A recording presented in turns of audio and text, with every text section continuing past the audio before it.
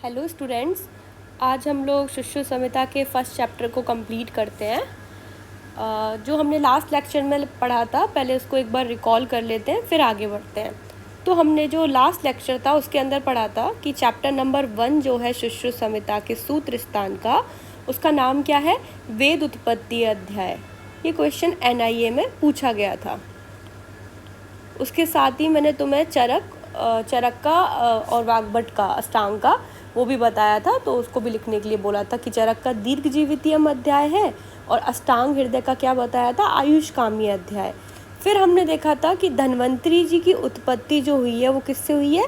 समुद्र मंथन से, या फिर यहीं पर लिख लेना भगवान विष्णु के अंश से। ठीक है, तो समुद्र मंथन से या फिर भगवान विष्णु के अंश से।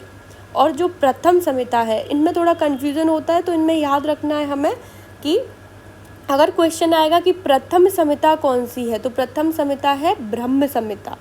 और भूलोक की प्रथम संहिता कौन सी है? क्षारपाणी संहिता। तो पूछा जाए प्रथम संहिता तो ब्रह्म संहिता, और भूलोक की प्रथम संहिता क्षारपाणी संहिता। अब जो ये ब्रह्म संहिता है, इसके अंदर 1000 अध्याय हैं और 1 लाख क्या है? श्लोक है। तो इसके अंदर 1000 चैप्टर्स हैं और 1 लाख श्लोक है। ये यहाँ तक हमने पढ़ा था। फिर हमने देखा था धन्वंतरी जी का क्या है पूरा नाम? काशीराज देवोदास धन्वंतरी। इनके कितने शिष्य थे? धन्वंतरी जी के कितने शिष्य थे? 7 शिष्य थे। ठीक है, जिसमें मैंने तुम्हें बताया था कि प्रभृत्य करके 5 और होते हैं, जब वो 12 हो जाते हैं। लेकिन अगर हमसे क्वेश्चन पूछा जाएगा तो ये 7 से ही आंसर जाएगा। जब तक स्पेसिफिकली ना पूछा जाए, हमें 7 ही आंसर करके आना है। तो कैसे याद किया था? उप्स केबी जी, तो औपदनेव, औरभ, पौष कलावत, सुश्रुत, करवीर्य, वैतरण और गोपुरक्षित। और प्रभृत्य में हमारे 5 आ जाते हैं, भोज, निमि, कांकायन, गार्ग्य और गालव। फिर हमने देखा था कि योगी के ऐश्वर्य कितने हैं? 8 हैं, और भगवान के ऐश्वर्य कितने हैं? 6 है। तो षड्विध ऐश्वर्य किसके लिए आता है? भगवान के लिए। और अष्टविध ऐश्वर्य किसके लिए आता है? योगी के लिए। और अष्टांग आयुर्वेद, फिर हमने अष्टांग आयुर्वेद के बारे में पढ़ा था। तो अब जब हमने सुश्रुत का पढ़ा था तो मैंने बताया था श, शाक, भूको, अरवा करके याद रखना है। और चरक का बताया था क, शास, वे, भूको, अरवा। तो जो वी से क्या आएगा? विषगर वैरोधिक प्रशमन। ये क्वेश्चन पूछा जाता है कि चरक ने अगत तंत्र को किस नाम से वर्णित किया है? तो विषगर वैरोधिक प्रशमन नाम से वर्णित किया है। ये इम्पोर्टेंट बताया था कि काश्यप ने वाजीकरण को नहीं माना। जब उनका जो ग्रंथ है काश्यप का, जो काश्यप संहिता है, वो बच्चों के ऊपर है पूरा। उसके अंदर जो बालक हैं उनकी चिकित्सा बताई गई है, पूरा पीडियाट्रिक्स उसके अंदर बताया गया है। तो वहाँ पर वाजीकरण औषधियों का कोई काम नहीं होता, तो उन्होंने वाजीकरण का वर्णन नहीं किया है। हारित ने शल्य तंत्र को प्रथम माना है। और यहीं पर एक क्वेश्चन लिख लेना कि राज निघंटू ने किसको माना है? द्रव्य गुण को माना है। फिर उसके बाद रसायन तंत्र की मोस्ट इम्पॉर्टेंट डेफिनेशन बताई थी, तुम्हारे UG के लिए और PG के लिए, दोनों के लिए याद होनी चाहिए। रसायन तंत्रम नाम वै स्थापनम आयुर्वेद बलाकरम रोग अपहर समर्थम। फिर बाजीकरण के बारे में हमने पढ़ा था। तो ये बाजीकरण नाम अल्प दुष्ट चीड़, सारा पूरा अच्छे से बताया था कि अल्प शुक्र के लिए आप्यायन चिकित्सा आ करके याद रखनी है। दुष्ट शुक्र के लिए प्रसादन चिकित्सा होती है, DPS करके याद रखना है। क्षीण शुक्र के लिए उपचय चिकित्सा बताई थी, छीयू करके याद रखना है। विशुष्क रेतस के लिए जनन चिकित्सा बताई थी, विजन करके याद रखना है। फिर बताया था कि आयुर्वेद को अथर्ववेद का उपअंग कहते हैं। क्या ये किसने बताया है? चरक और हस्त आयुर्वेद ने बताया है। और व्यासकृत, चरण व्यू और शंकरोक्त आयुर्वेद ग्रंथों में ऋग्वेद को उपवेद माना है। तो देख लेना वहाँ कौन बोल रहा है, किसके अकॉर्डिंग पूछ रहा है? चरक या हस्त आयुर्वेद के अकॉर्डिंग, या व्यासकृत, चरण व्यू और शंकरोक्त आयुर्वेद ग्रंथों के अकॉर्डिंग। ठीक है। फिर आयुर्वेद का प्रयोजन, तो आयुर्वेद का प्रयोजन ये सुश्रुत के अनुसार देखा था और ये चरक के अनुसार, दोनों याद होने चाहिए। तो इनका रेफरेंस याद रखना कि सुश्रुत ने फर्स्ट चैप्टर में दिया है और चरक ने सूत्र स्थान के 30 चैप्टर में 30वें अध्याय में दिया है।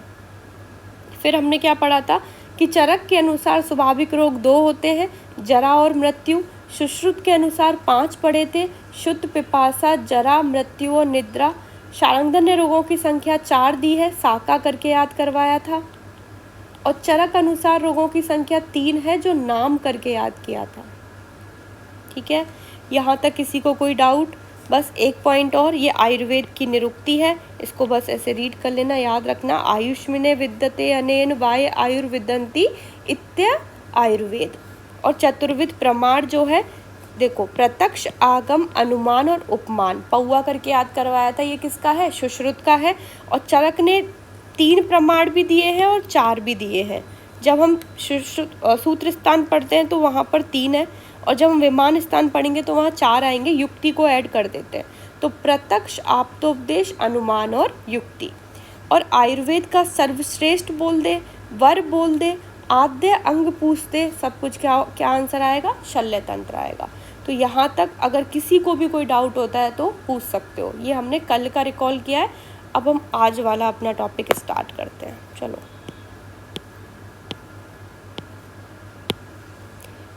यहाँ से कुछ इम्पोर्टेंट चीज़ें हैं, देखो।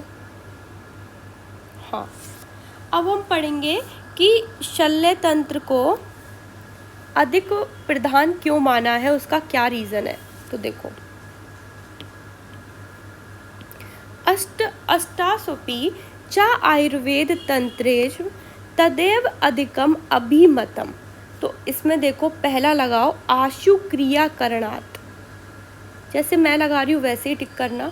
दूसरा टिक करो, यंत्र शस्त्र छार अग्नि प्रणिधानात्। तीसरा टिक करो, सर्वतंत्र सामान्याश। ठीक है बच्चों, तो देखो, आशु क्रिया करने से मतलब जल्दी क्रिया करने से, आशु का मतलब होता है फास्ट करना, शीघ्रता से करना। यंत्र शस्त्र छार और अग्नि का प्रयोग करने से, दूसरा पॉइंट, तथा अन्य सर्व तंत्रों के समान चिकित्सा इसमें होने से 8 तंत्रों में यही शल्य तंत्र अधिक माननीय है। तो शल्य तंत्र को अधिक माननीय क्यों माना है, उसके 3 रीज़न है। पहला रीज़न क्या है? आशु क्रिया करना। क्रिया का मतलब होता है ट्रीटमेंट, चिकित्सा, और आशु का मतलब होता है शीघ्रता से करना, कि इसमें जो ट्रीटमेंट है ना वो बहुत जल्दी होता है, टाइम कंज्यूमिंग नहीं होता।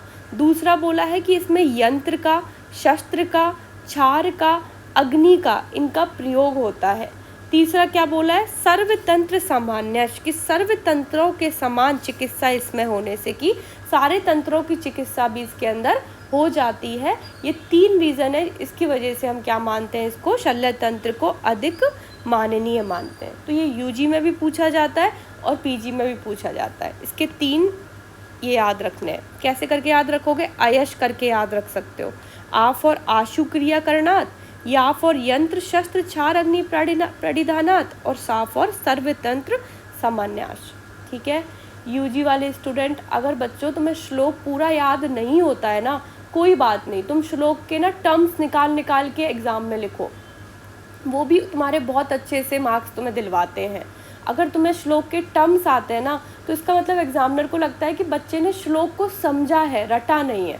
तो अगर जिसको भी श्लोक याद नहीं होते हैं तो वो डरने की बात नहीं है, उसमें तुम ऐसे अच्छी तरीके से पॉइंट्स वाइज अपने श्लोक को लिख के आओ, अपना प्रेजेंटेशन अच्छा करो, मार्क्स बहुत अच्छे मिलते हैं। आगे पढ़ते हैं, श्लोक नंबर 27। तो तदिदम शाश्वतम पुण्य स्वर्ग यशस्यम आयुष्यम वृत्ति करेशी। बहुत इम्पोर्टेंट, इसका रेफरेंस भी पूछा जाता है, ये कहाँ का श्लोक है। तो देखो, जो शल्य तंत्र है ना वो शाश्वत है, नित्य है, उसको कोई भी डिस्ट्रॉय नहीं कर सकता है ना, तो वो शाश्वत है, वो नित्य है, वो पुण्यदायक है, वो पुण्य फल मतलब पुण्यदायक है, पुण्य फल देने वाला है। स्वर्गीय है मतलब स्वर्गदायक है। उसके बाद यशस्य है, यशस्य का मतलब क्या है? यश करने वाला है, कि अगर किसी को बहुत अच्छे से शल्य तंत्र आता है, बहुत कोई अच्छा सर्जन है, तो उसको यश देगा, मतलब उसको सक्सेसफुल बनाएगा। उसके बाद आयुष्य है, आयु के लिए हितकर है, जब ट्रीटमेंट अच्छा होगा तो आयु के लिए हितकर होगा। फिर देखो मोस्ट इम्पॉर्टेंट वृत्ति करेष्यति। वृत्ति करेष्यति मतलब जीविको उपयोगी है। इसका मतलब क्या है कि कमाई देने वाला है, कि अगर तुम्हें शल्य तंत्र अच्छे से आता है तुम अपने जीवन के लिए जो उपभोग की सामग्री है वो अच्छे से खरीद सकते हो, मतलब उससे कमा सकते हो। तो वृत्ति कर होता है ये। तो ये पॉइंट हमें याद रखना है, बहुत इंपॉर्टेंट है। और ये रेफरेंस भी पूछा जाता है, कहाँ का रेफरेंस है, कौन सी संहिता का रेफरेंस है, कौन से चैप्टर का रेफरेंस है। ठीक है, अब देखो चरक ने जीविका उपयोगी नहीं माना है। अब नेक्स्ट देखते हैं बच्चों, देखो यहाँ पर आएगा आयुर्वेद का अवतरण। ठीक है, ये हमने चरक में भी पढ़ा था। अब मैं तुम्हें आज एक बार यहाँ पर ये सारा लिखवा देती हूँ कि चरक का क्या है, सुश्रुत का क्या है और काश्यप का क्या है। इससे तुम्हें कंपैरेटिवली याद हो जाएगा। तो एक सेकेंड, चलो देखो, जब तुम लोग दीर्घ जीवितियम का मेरा पहला लेक्चर लोगे, यूट्यूब पे मिल जाएगा, तो वहाँ मैंने तुम्हें बताया था कि चरक का क्या होता है बताओ। ब्रह्मा जी ने किसको दिया?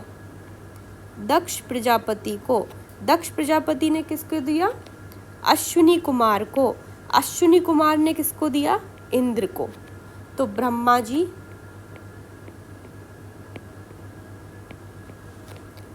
दक्ष प्रजापति, लिख लेना अपनी बुक में, तीनों का एक साथ लिख लेना। अगर तुम्हें याद भी है तो भी लिख लेना। अश्विनी कुमार,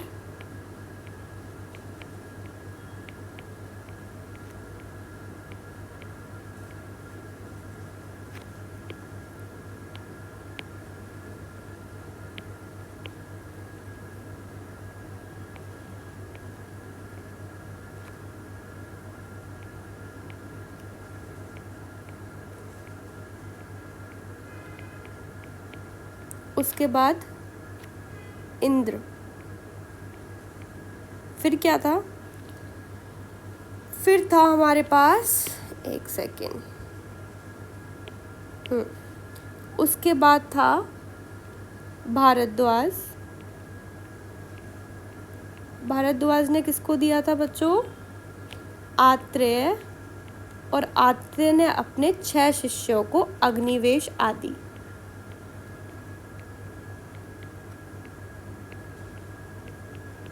ठीक है, ये हमने देखा था चरक के अंदर। अब हम देखते हैं सुश्रुत का। तो देखो सुश्रुत का, देखो सुश्रुत का क्या है।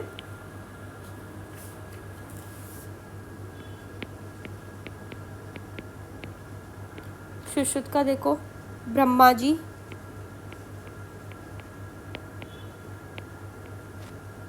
ठीक है, ब्रह्मा जी ने किसको दिया? दक्ष प्रजापति को। और दक्ष प्रजापति ने किसको दिया? अश्विनी कुमारों को। और अश्विनी कुमारों ने किसको दिया? इंद्र को। बच्चों यहाँ तक ना सेम रहता है बिल्कुल। अब थोड़ा डिफरेंस आएगा आगे। और इंद्र ने किसको दिया? धन्वंतरी को।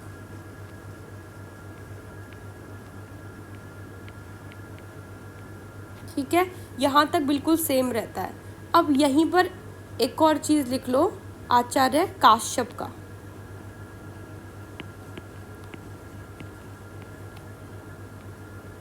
सेम यहाँ तक बिल्कुल एज इट इज़ आएगा, चेंज आएगा आगे। देखो यहाँ तक हमने देख लिया, अश्विनी कुमार ने इंद्र को दिया। अब देखो बच्चों, इंद्र से आगे देखो क्या आएगा। इंद्र ने दिया काश्यप को। काश्यप ने दिया जीवक को। आचार्य जीवक ने दिया वृद्ध जीवक को।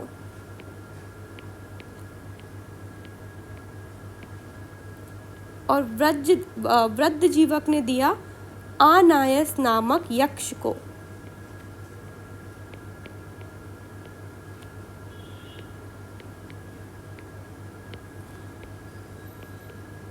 और इन्होंने दिया वात्स्य को। बस अब देखो इसके अंदर हमने तीनों आचार्य का देख लिया तीनों आचार्यों में क्या डिफरेंस है? हमने देखा यहाँ तक सबका सेम था, इंद्र तक सबका सेम था। चरक में क्या था? भारद्वाज को दिया, आत्रेय को दिया, फिर अग्निवेश आदि 6 शिष्यों को दिया। उसके बाद इन्होंने सिर्फ धन्वंतरी जी को दिया यहाँ पर, और यहाँ पर बिल्कुल सेम, इंद्र तक सबका सेम रहेगा। काश्यप को उन्होंने जीवक को, जीवक ने वृद्ध जीवक को, उसके बाद अनायास नामक यक्ष को, और उसके बाद वात्स्य को। जब हम काश्यप संहिता पढ़ेंगे वहाँ पर इसको वापस पढ़ेंगे, लेकिन तुम्हें फिर से वहाँ पर चरक और सुश्रुत का रिकॉल करवाऊंगी। ठीक है, इसको अपनी बुक में लिख लेना जिससे कि तुम्हें कंपैरेटिवली ये याद हो जाए। चलो अब आगे देखते हैं, यहाँ पर कहाँ थे हम लोग, अब यहाँ पढ़ते हैं। देखो, इस आयुर्वेद को सर्वप्रथम ब्रह्मा ने कहा, ब्रह्मा से दक्ष प्रजापति ने प्राप्त किया, दक्ष प्रजापति से अश्विनी कुमारों ने इसका अध्ययन किया, अश्विनी कुमारों से इंद्र ने पढ़ा, इंद्र से धन्वंतरी जी ने पढ़ा, प्रजा के हित के लिए याचक रूप में आए तुम सबको मुझे अध्यापन रूप से देना है। अब वो बोल रहे हैं कि अब तुम मुझसे पढ़ रहे हो तो मैं तुम्हें अब इसको दूंगा। ठीक है, तो चलो, देवताओं की वृद्ध अवस्था रोग, हिंदी पढ़नी है, यहाँ पे एच लिख लेना। देवताओं की वृद्ध अवस्था रोग तथा मृत्यु को नष्ट करने वाला आदिदेव, आदिदेव वर्ड किसके लिए आया बच्चों? धन्वंतरी जी के लिए आया। यहाँ पे टिक कर लेना, धन्वंतरी आदिदेवो। मैं धन्वंतरी आयुर्वेद के अन्य अंगों के साथ शल्य तंत्र का उपदेश करने के लिए फिर से इस पृथ्वी पर अवतीर्ण हुआ हूँ। अब देखो, ये क्वेश्चन पूछा जाता है, इसका रेफरेंस आता है। तो देखो, अस्मिने शास्त्रे पंच महाभूत शरीर समवाय पुरुषे इत्युच्यते। यहाँ पर पुरुष की डेफिनेशन दी हुई है बच्चों। सेम श्लोक ना तुम्हें सुश्रुत के शारीर स्थान में भी मिलेगा, वहाँ पर इति लिखा हुआ है। ऐसा क्वेश्चन कभी आता नहीं है, लेकिन फिर भी हमें समझ लेना चाहिए, कभी आ जाए तो। यहाँ पे इति उच्चति लिखा हुआ है, यहाँ पे इति लिखा हुआ है, सेम श्लोक है, सेम मीनिंग है, बस लास्ट की टर्मिनोलॉजी चेंज है। अगर यहाँ पर इति करके आएगा तो ये रेफरेंस शारीर स्थान का बन जाता है। ठीक है, और इति उच्चते करके आएगा तो ये सुश्रुत का, सुश्रुत के सूत्र स्थान का होगा। चलो अब हिंदी पढ़ लेते हैं। इस आयुर्वेद शास्त्र में पंच महाभूत मतलब पृथ्वी, जल, तेज, वायु और आकाश, ये पंच महाभूत तथा शरीर मतलब आत्मा, पंच महाभूत शरीर, इनके संयोग को क्या बोला जाता है? पुरुष कहा जाता है। ठीक है, ये यहाँ पे हमारी क्या हो गई? पुरुष की डेफिनेशन हो गई। अब देखो, इसी पुरुष की चिकित्सा की जाती है, यही पुरुष चिकित्सा तथा कर्म फल का अथवा स्वास्थ्य और रोगों का अधिष्ठान है। क्योंकि संसार दो प्रकार का होने से सजीव सृष्टि, तो देखो संसार मतलब लोक जो है वो द्विविध है। क्या क्या है इसमें? दो लोक कौन से बताएं सुश्रुत ने? स्थावर और जांगम भेद। टिक कर लो इसको। लोको ही द्विविधम स्थावरो जांगम। अब बस हिंदी पढ़नी है। अथवा अग्नि तथा जल तत्व की अधिकता होने से आग्नेय और सौम्य इसके दो भेद हैं। किंवा पंच महाभूत से बनी होने से ये सृष्टि पंच आत्मिका है। कुछ नहीं पढ़ना, यहाँ से टिक करो। इनमें संपूर्ण प्राणी वर्ग स्वेदस, जरायुष, अंडज और उद्भिज, ये मैंने तुम्हें वहाँ भी पढ़ाया था दीर्घजीवितीय अध्याय में। स्वेदस कौन होते हैं? जो कि स्वेट से, पसीने से उत्पन्न होते हैं। जरायुष कौन से होते हैं? हम लोग, जो कि जिनके ऊपर एमनियोटिक मेम्ब्रेन होती है। और अंडज कौन से होते हैं? जो अंडे से निकलते हैं। और उद्भिज कौन होते हैं? जो कि जमीन को फाड़ कर पैदा होते हैं। ठीक है, तो हमारे पास 4 प्रकार के होते हैं ये। इनमें पुरुष प्रधान है, बहुत इम्पोर्टेंट पूछा जाता है कि इसमें क्या प्रधान है, तो इस सब में पुरुष प्रधान होता है। अब बताओ पुरुष किसके अंदर आएगा? तो पुरुष जो आएगा वो जरायुष के अंदर आएगा, तो इसके अंदर पुरुष प्रधान है। तथा अन्य इसके साधन है, इसे हेतु पुरुष अधिष्ठान है। तो हमें ये 4 प्रकार के याद रखने हैं। चलो मैं एक बार दिखा देती हूँ तुम्हें। देखो, सुश्रुत ने जो लोक है ना वो द्विविध माने हैं और पंचविध। पंचविध तुम्हारे ये अग्नि, सौम्य, पंच महाभूत वाले आ जाएंगे, और द्विविध में क्या आएंगे? स्थावर और जांगम आ जाएंगे। फिर देखो, चतुर्विध भूतग्राम, इनको क्या बोलते हैं बच्चों? चतुर्विध भूतग्राम। तो जांगम बोल दे या फिर चतुर्विध भूतग्राम बोल दे। तो देखो इसमें स्वेदस, जरायु, जरायुष के अंदर क्या प्रधान है? पुरुष प्रधान है, क्योंकि पुरुष तो जरायुष के अंदर ही आएगा ना, एमनियोटिक मेम्ब्रेन वाले होते हैं जरायुष। और ये इसमें अंडस और औदबिद। तो इनको क्या बोलते हैं? चतुर्विध भूतग्राम। क्वेश्चन चतुर्विध भूतग्राम से आता है, वहाँ हम भूल जाते हैं, तो याद रखना है इसका क्या टर्म से हम इसको बोलते हैं? चतुर्विध भूतग्राम। जांगम बोल दे, चतुर्विध भूतग्राम बोल दे, एक ही बात है। ठीक है बच्चों। और जरायुज के अंदर क्या प्रधान होता है? पुरुष प्रधान होता है। अब हम आगे बढ़ते हैं, तो देखो, तद दुख संयोगा व्याधि उच्यते। जिनके संयोग से पुरुष मनुष्य को दुख होता है उनको व्याधि कहते हैं। तो ये यहाँ पर सुश्रुत के सूत्र 24वें चैप्टर जब पढ़ोगे ना तुम लोग, वहाँ पर भी इसका रेफरेंस आएगा, तो हमें याद रखना है। अगर वहाँ पर इति करके आएगा, सेम श्लोक वहाँ इति करके आएगा, तो जिनके संयोग से पुरुष को दुख होता है उनको हम क्या बोलते हैं?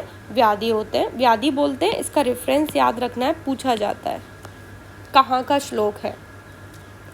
ये लिख लिया होगा सबने। अब नेक्स्ट देखते हैं। देखो, व्याधि 4 प्रकार की होती हैं। ते चतुर्विधा। व्याधि 4 प्रकार की होती हैं, आगंतुक, शरीर, मानस और स्वाभाविक। तो कैसे याद रखोगे इसको? आशा का मन स्वाभाविक है। आ से आ जाएगा आगंतुक, शा से आ जाएगा शरीर, माँ से आ जाएगा मानस और स्वाभाविक से आ जाएगा स्वाभाविक। तो व्याधियाँ 4 प्रकार की होती हैं, आगंतुक, शारीरिक, मानसिक और स्वाभाविक। ठीक है। अब नेक्स्ट देखते हैं हम लोग। ये क्वेश्चन 2023 एमओ के पेपर में पूछा गया था, बहुत इंपॉर्टेंट है। देखो, तेषाव आगंतवो अभिघात निमित्त। इनमें जो आगंतुक रोग हैं, वो आगंतुक रोग क्या होते हैं बच्चों? जो कि बाहर से, मतलब जो एक्सटर्नल इंजरीज होती हैं, जैसे कि शस्त्र से, लाठी से, पाषाण यानी कि पत्थर आदि से, इनसे अगर आघात इंजरी हो जाती है तो उनको क्या बोलते हैं? आगंतुक रोग बोलते हैं। ठीक है। तो आगंतुजो अभिघात, मतलब जिनका आगंतुजो अभिघात निमित्त का मतलब होता है कारण, रीजन। जिनका रीजन जो है वो आगंतुक कारण है, मतलब बाहर के एक्सटर्नल फैक्टर्स जिनका कारण है, उनको हम क्या बोलेंगे? आगंतुक रोग बोलेंगे।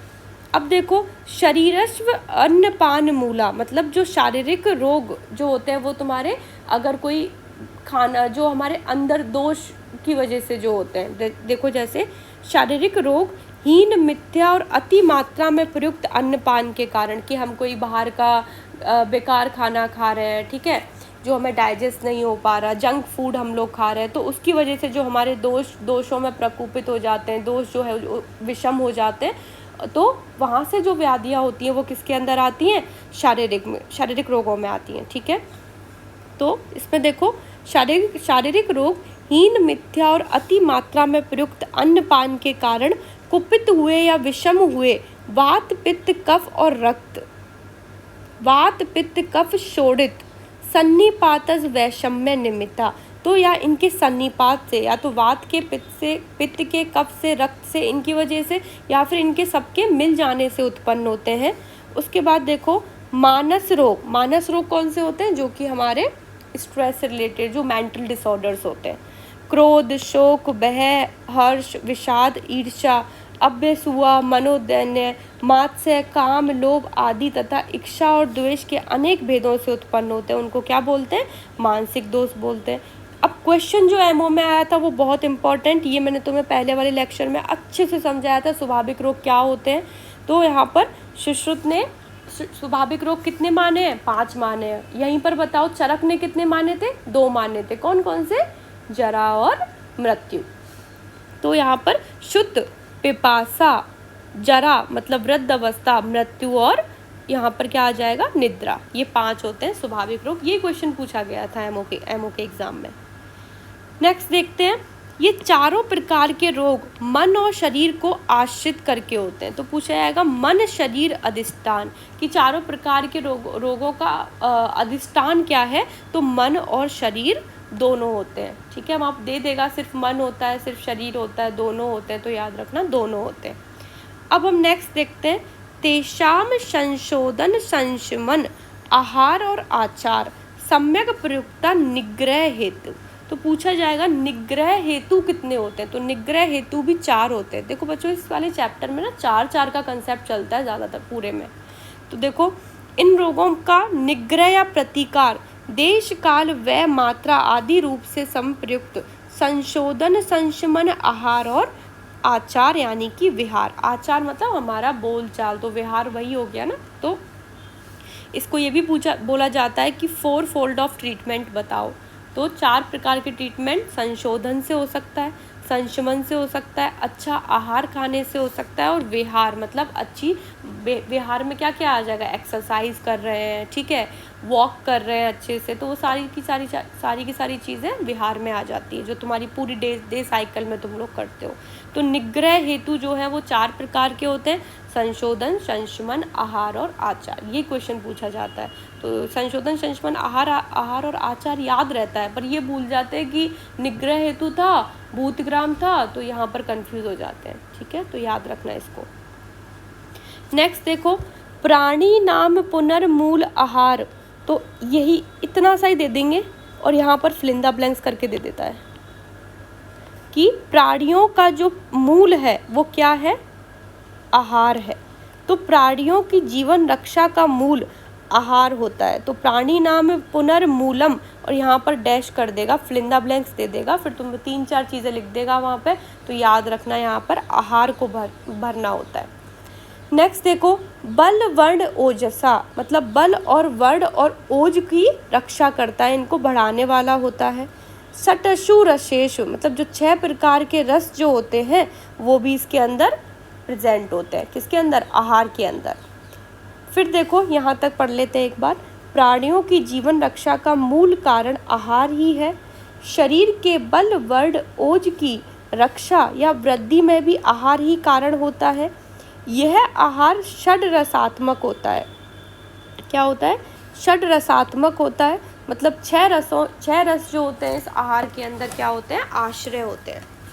मधुर, अम्ल, लवण, कटु, तिक्त और कषाय रस द्रव्यों के आश्रित होते हैं। रस पुनर्द्रव्य आश्रय, तो हमने देखा कि रस जो होता है ना वो क्या होता है, पुनः द्रव्य के आश्रय होता है, ठीक है।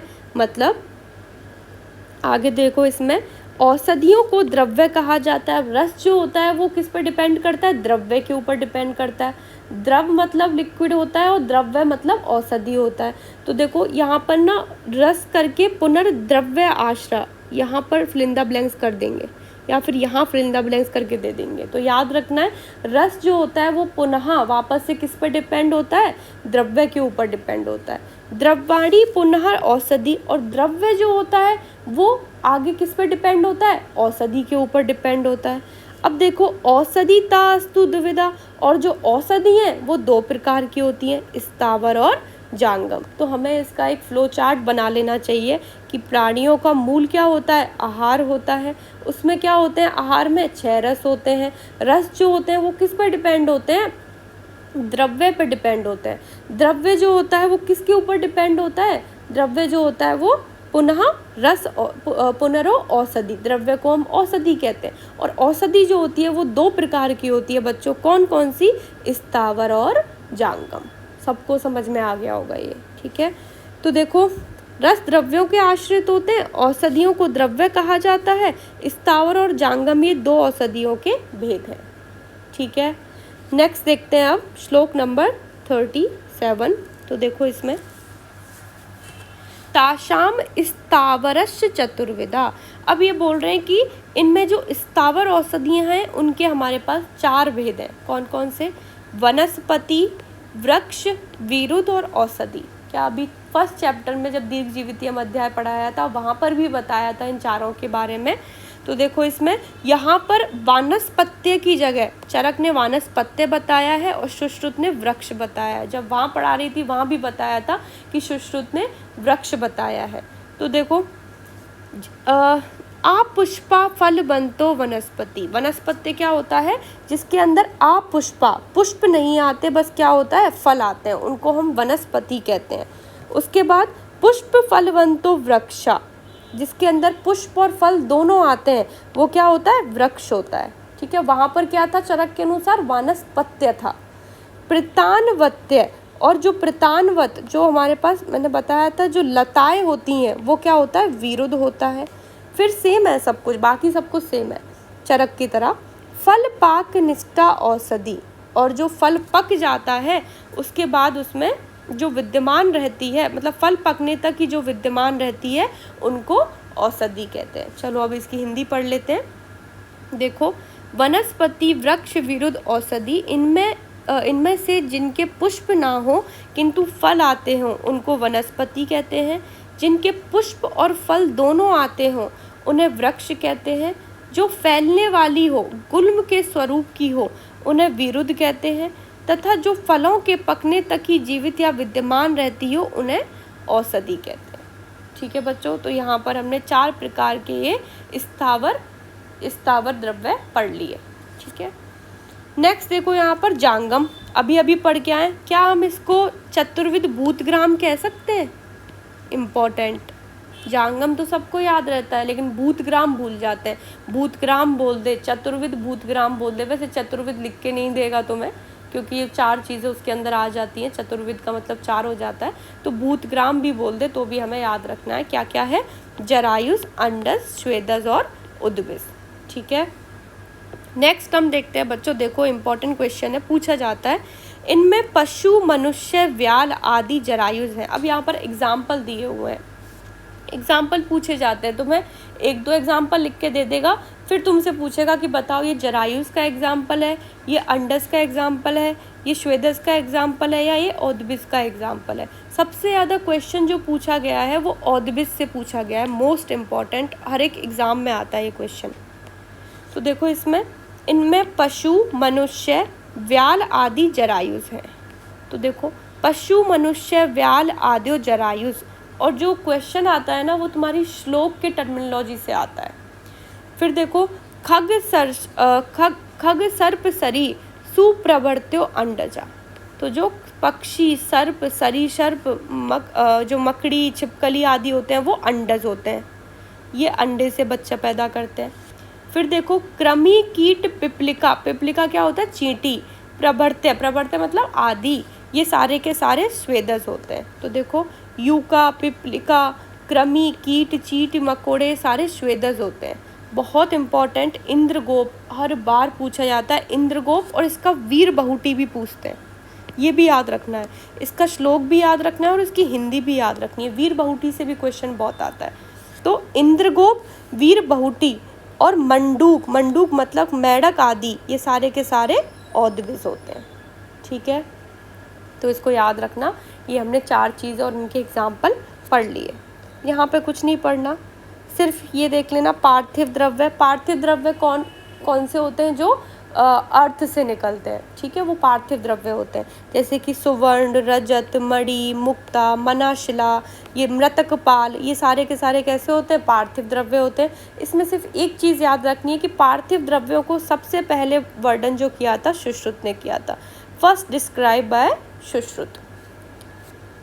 और फिर देखो, चिकित्सा हित की दृष्टि से कुछ कालकृत विशेषताएं हैं, जैसे वायु का अति संचार। सिर्फ हिंदी पढ़नी है, तो कुछ कालकृत भी होते हैं, ये याद रखना है इसमें। तो जैसे अति संचार, वायु रहित प्रदेश, धूप, छाया, चांदनी, रात, अंधेरा, शीत, उष्ण, वर्षा, दिन, रात, पक्ष, महीना, ऋतु, अयन, ये सारे के सारे कालकृत हैं जो टाइम के अकॉर्डिंग होते हैं। ठीक है बच्चों, अब देखते हैं हम लोग, नेक्स्ट देखते हैं। देखो, यह सब काल की विशेषताएं स्वभावत ही दोषों के संचय, प्रकोप, प्रशमन और प्रतिकार में कारण है और चिकित्सा में उपयोगी है। बस हिंदी पढ़ लेना, कुछ नहीं है। नेक्स्ट देखो, इम्पोर्टेंट, शारीरिक व्याधियों के प्रकोप, शरीर नाम विकारणामेश वर्गश्च चतुर्विध है। टिक कर लो इसको, कि शारीरिक व्याधियों के प्रकोप और प्रशमन में यही स्थावर आदि 4 प्रकार का पूर्वोक्त वर्ग चिकित्सकों द्वारा कारण माना जाता है। अब देखो, स्थावर, जांगम, पार्थिव और कालकृत, ये चतुर्विध वर्ग है। मैंने तुम्हें बताया था ना, इसमें जो चीज़ें आती हैं वो 4-4 करके आती हैं। ठीक है, पहले चतुर्विध भूतग्राम भी देखा था हम लोगों ने, अब देखो यहाँ पर चतुर्विध वर्ग आया है। तो कंफ्यूज नहीं होना है, एक जगह इनकी टेबल बना के मैं लिखवा दूंगी तुम्हें, फिर क्या कंपैरेटिवली याद होने लग जाएगा। 3-4 बार रिवाइज करोगे ना, याद हो जाएगा। तो देखो, चतुर्विध वर्ग बोल दे या फिर चिकित्सा के हेतु बोल दे, आगे चतुर्विध बीज भी आएगा। तो चतुर्विध वर्ग बोल दे या चिकित्सा के हेतु बोल दे, एक ही बात है। स्थावर, जांगम, पार्थिव और कालकृत। ये कलाकृत नहीं है, कालकृत है, इसको सही कर लेना, ठीक है। तो स्थावर, जांगम, पार्थिव और कालकृत, ये जो होते हैं इनको क्या बोलते हैं? चतुर्विध वर्ग और चिकित्सा के हेतु सजा पाक। बच्चों यहाँ से बहुत क्वेश्चन आते हैं और गलत होने के चांस होते हैं, क्योंकि यहाँ पे सारी चीज़ें 4-4 है, तो अच्छे से याद करनी है। नेक्स्ट देखते हैं हम लोग। जो रोग आगंतुक हैं उनके 2 अधिष्ठान हैं। अभी हमने पढ़ा था, मन और कुछ शरीर में उत्पन्न होते हैं, तो मानसिक और शारीरिक 2 होते हैं, 2 अधिष्ठान होते हैं इनके। उनकी चिकित्सा भी 2 प्रकार से होती है। शरीर में उत्पन्न रोगों की चिकित्सा शारीरिक रोगों के अनुसार होती है, तथा मन में, बहुत इम्पोर्टेंट, देखो कितने सारे स्टार लगा रखे हैं मैंने, ऐसे तुम बहुत सारे स्टार लगा लो इस पर। मानसा नाम तू शब्द आदि अरिष्टो वर्ग सुखावा। ये क्या है? मानसिक रोग की चिकित्सा है। किसके अनुसार? सुश्रुत के अनुसार।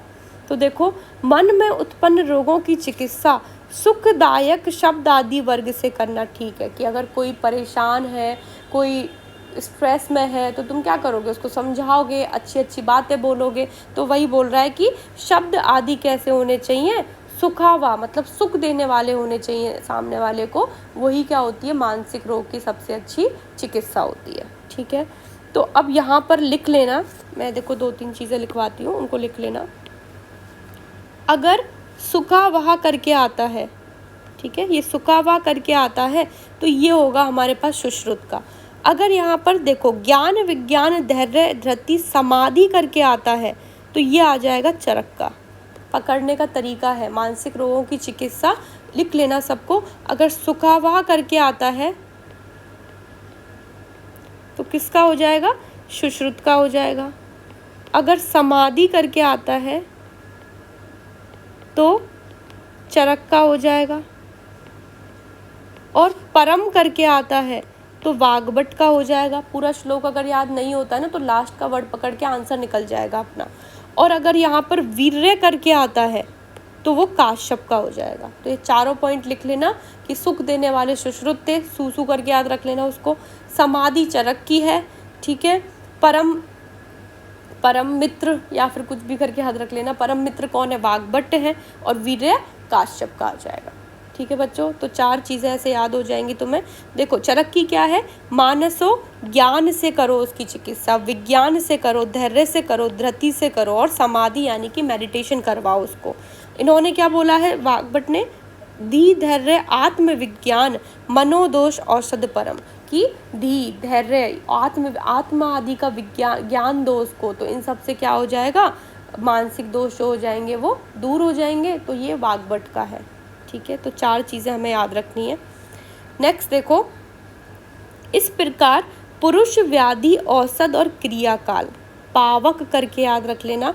पुरुष, व्याधि, औषध और क्रियाकाल, इनको क्या बोलते हैं बच्चों? चतुर्विध बीज। इन चारों की संक्षेप में व्याख्या कर दी गई है। अब बस हिंदी पढ़नी है। इंपॉर्टेंट लाइन जो है ना, वो यही है बस। इसके अंदर यही पूछा जाता है, चतुर्विध बीज के अंदर क्या क्या आएगा, क्या नहीं आएगा। 4 ऑप्शन दे देंगे, उनमें से एक या तो टिक करवाएगा या फिर एक उनमें से मतलब नहीं होगा। तो देखो, इनमें पुरुष शब्द से पुरुष की उत्पत्ति करने वाले पंच महाभूतात्मक शुक्र, शोणित आदि तथा उस पुरुष के अंग प्रत्यंग के भेद एवं त्वचा, मांस, अस्थि, सिरा, स्नायु आदि का ग्रहण होता है। व्याधि शब्द से वात, पित्त, कफ, रक्त, इनके सन्निपातस के विषम होने से उत्पन्न सर्व रोगों का ग्रहण करना चाहिए। इसी तरह औषध शब्द से द्रव्य, रस, गुण, वीर्य, विपाक और प्रभाव का ग्रहण होता है। क्रिया शब्द से छेद, भेद आदि अष्टविध शस्त्र कर्म, आगे पढ़ेंगे हम इनको। अष्टविध शस्त्र कर्म क्या होता है? क्रिया मतलब चिकित्सा होता है ना, ट्रीटमेंट होता है। तथा स्नेहन, स्वेदन, पंच कर्मों का ग्रहण होता है। और काल शब्द से चिकित्सा आदि सर्व कार्यों के लिए जो उपयोगी समय है उसका ग्रहण होता है। तो ये होते हैं हमारे चतुर्विध बीज, ठीक है, जिनसे हमारा पूरा ट्रीटमेंट होता है, सब कुछ चलता है। वो चतुर्विध बीज होते हैं, जिसमें पुरुष, व्याधि, औषध और क्रियाकाल बताया है। नेक्स्ट देखो, यहाँ पर समग्र चिकित्सा शास्त्र का बीज संक्षेप में कह दिया गया है। 120 अध्यायों में इसकी व्याख्या की जाएगी। तो पूछा जाए सुश्रुत के स्थानों की संख्या कितनी है? ध्यान से सुनना बच्चों, ये मैंने इंट्रो में भी तुम्हें पढ़ाऊंगी, जब सुश्रुत का इंट्रो पढ़ाऊंगी ना वहाँ अच्छे से बताऊंगी। सुश्रुत में स्थानों की संख्या 5 है और अध्याय जो है ना वो 120 है।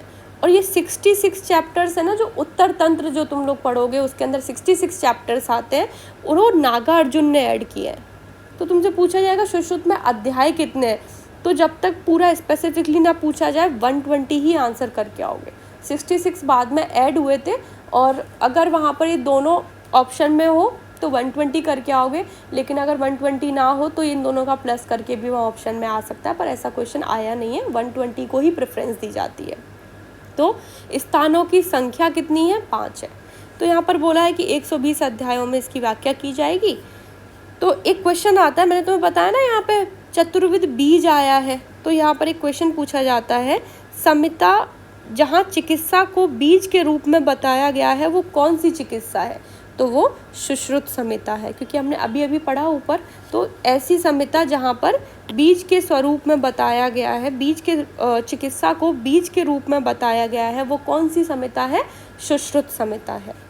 यहाँ पर तुम्हारा पूरा चैप्टर खत्म होता है। देखो, इन 120 अध्यायों में सूत्र, निदान, शारीर, चिकित्सा, कल्प, इन 5 स्थानों में, तो स्थानों की संख्या 5 बोली है, उत्तर तंत्र को नहीं लिया है, 5 ही टिक करके आना है। विषय अनुसार विभक्त कर शेष विषय की उत्तर तंत्र में व्याख्या करेंगे। इन्होंने लिखा है आगे, लेकिन इन्होंने 5 ही माने। ठीक है बच्चों, तो यहाँ पर हो गया हमारे पास। अब देखो नेक्स्ट है, एक सेकेंड, ठीक है बच्चों, तो ये पूरा चैप्टर हमारा ख़त्म हो गया। अब हम इसको एक बार रिवाइज कर लेते हैं। देखो, हाँ जी, तो आगे पढ़ते हैं। देखो आगे क्या बताया था, शल्य तंत्र को प्रधानता के कारण क्या है? आशु क्रियाकरणात्, यंत्र शस्त्र छार अग्नि प्राणिनात् और सर्वतंत्र सामान्यात्। IS करके याद किया था, NIA में क्वेश्चन आया हुआ है। फिर देखो नेक्स्ट है यहाँ पर चिकित्सा का उद्देश्य, तो बताया था शाश्वत होता है, पुण्य फल देने वाला होता है, और क्या होता है हमारे पास, और एक सेकेंड, स्वास्थ्य होता है, यश देने वाला होता है, आयुष्य होता है और वृत्तिकर होता है। ठीक है बच्चों, ये हो गया। अब नेक्स्ट देखते हैं हम लोग पुरुष। तो पुरुष में हमने 2 डेफिनेशन देखी थी, अश्विन शास्त्रे पंच महाभूत शरीर संवाय पुरुष इति उच्यते, सूत्र 1 का। और चरक की क्या है, खाद्यस्य चेतना सष्टा धातवो पुरुष स्मृत है, ये चरक की डेफिनेशन है। आयुर्वेद अवतरण हम लोगों ने पढ़ लिया। लोक हमने पढ़े थे, तो लोक में क्या देखा था, पंचविध और द्विविध। द्विविध में देखा था स्थावर और जांगम, जांगम को हम चतुर्विध भूतग्राम भी कहते हैं, और आग्नेय और सौम्य भी देखा था। इसके अंदर श्वेदस, जरायुष, अंडस और औद्विष। जरायुष जो होता है वो प्रधान होता है। व्याधि तद दुख संयोग व्याधि उच्चते, और रोग प्रतिकार बोल दे या फिर क्या बोल दे, निग्रह हेतु बोल दे, एक ही बात है। संशोधन, संशमन, आहार, आचार, सम्यक प्रयोगता, निग्रह हेतु। तो आशा का मन स्वाभाविक है, आगंतुष शारीरिक, मानसिक और स्वाभाविक। ठीक है, ये तो व्याधि के 4 भेद हो गए। और निग्रह हेतु भी 4 होते हैं, कौन कौन से, संशोधन, संशमन, आहार और विहार। ठीक है बच्चों, फिर देखा था हमने प्राणी नाम पुनर्मूल आहार बल वड ओजसा, प्राणियों के बल वड और ओज का मूल आहार है। औषध क्या होता है, रस पुनर्द्रव्य आश्रय, द्रव्याणी पुनर्औषध है। औषध के 2 भेद होते हैं, स्थावर और जांगम। स्थावर के 4 होते हैं, औषध के 2 भेद, वहाँ पे 4 भी ऑप्शन में तुम्हें मिल सकता है, तो 4 टिक करके मत आ जाना गलती से। औषध के 2 भेद होते हैं और स्थावर के 4 भेद होते हैं। वनस्पत्यो, वृक्षा, जिसको चरक ने क्या बोला, वनस्पत्य बोला है, विरुद्ध और औषधि। ठीक है, धन्वंतरी में धनु अर्थ शब्द का अर्थ शल्य होता है, ये हमने पढ़ लिया था।